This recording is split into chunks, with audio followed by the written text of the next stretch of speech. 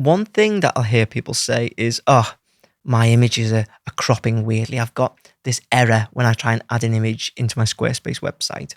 Now, I get where people are coming from with this, but it's really, really easy to fix. So in this video, it's going to be a short one.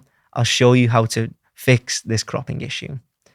So if I want to add an image onto the site, I'll go into the editor, I'll click Add Block, and I'll click an image. Let's just stretch it out so you can see as much as possible. Bring it all the way down here. Lovely jubbly. So we click on this, and we're going to select from our library and grab an image here. Now, when people upload, they probably want it to go to the edge of the image container. That's what most people think of when they think of uploading an image, right?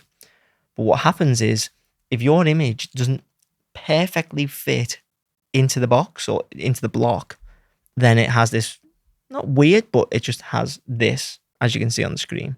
So if you want to stretch it to the edge of the box, it's really, really easy to do.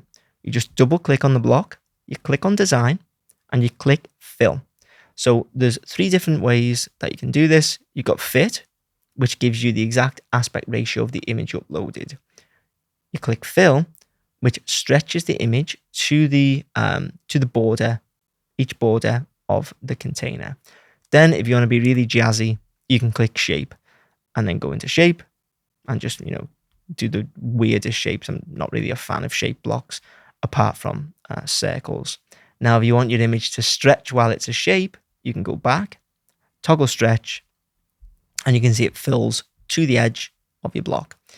Now, that's probably not what you wanted in this tutorial, but I'm all for being generous. So hopefully you found that helpful.